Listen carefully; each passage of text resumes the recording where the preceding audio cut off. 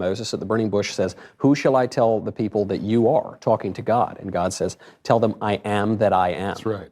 I am identity itself. I'm being himself. That's exactly right.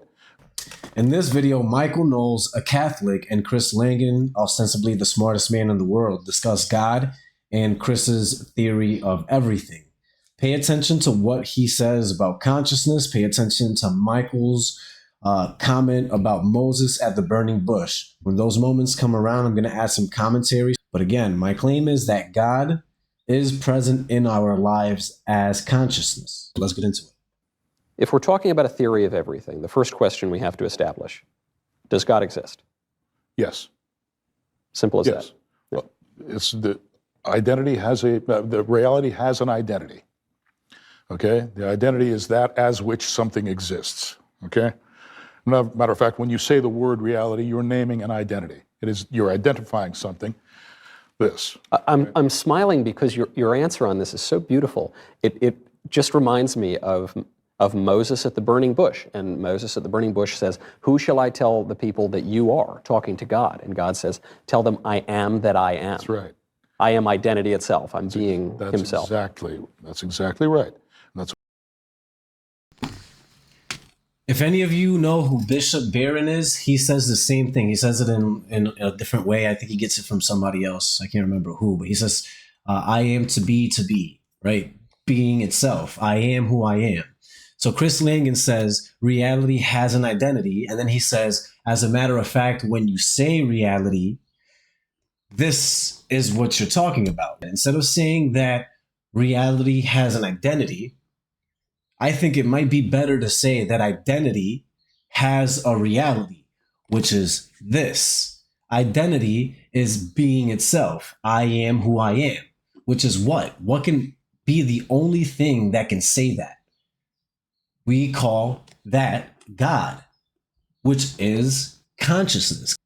God must be conscious, must be consciousness. And we, this limited self, borrows consciousness from God. And we say, I am, before we say anything, before we express an identity or a state of being like hunger or anger or age, whatever.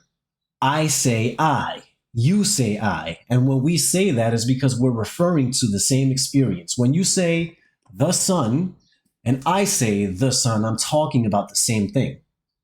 We're talking about the same thing. When I say I, and you say I, we're talking about the same thing, the experience of being. And that experience, when you pay attention to that and you turn awareness to awareness instead of the objective world, then you recognize that that's where the ground of reality sprouts from. Kind of like a dream. When you fall asleep at night, you know your dreamed world. You might be a character in it, experiencing other characters, experiencing time and space, all of which is happening in your mind. And what I'm claiming is that God is consciousness. He is the being. I'm not saying that I'm God. I am in God's dream. And when I say I'm referring to that essential nature.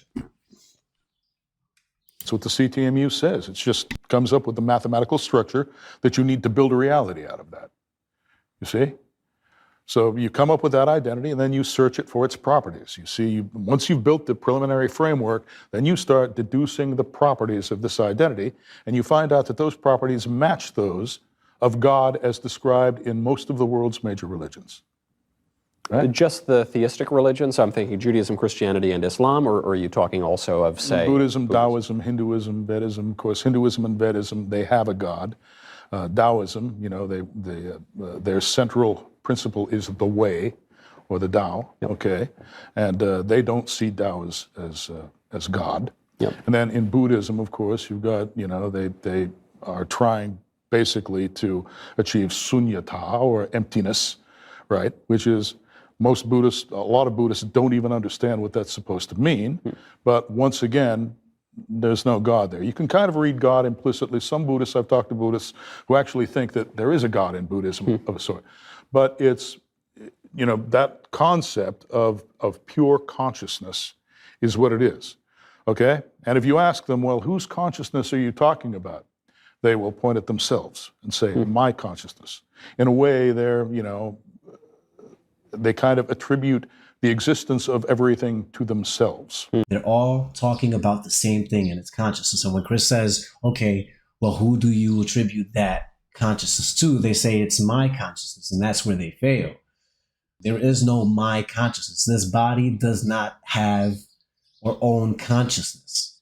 Consciousness has this body. The paradigm of the world right now is that we live in a universe, right? So we are contained in a universe, and this body that's contained in the universe contains consciousness. It's the reverse. Consciousness contains the universe and you in it. Consciousness was there before the identity that was Abraham or the identity that was Jesus. I am was there first. When Moses heard, I am that I am, witnessing the burning bush, he heard it in his consciousness, not outside of his consciousness. He can't possibly experience that. It was consciousness who affirmed to itself that I am. So again, it's not Moses saying I am God, it's consciousness saying I am God. And that's not the human being. No human being is God. I don't think that Jesus was God. I think that he was articulating this truth. And if I'm wrong, forgive me. I'll convert. I will. But with that being said, thank you for the time. Thank you for the attention. If you think that I'm wrong, please let me know in the comments. If you like what I said, please let me know in the comments. I appreciate it. If you lasted to the end, hit me with a like and share. And I'll leave the video down so you can watch the whole video because it's pretty cool. And I'll catch you in the next one.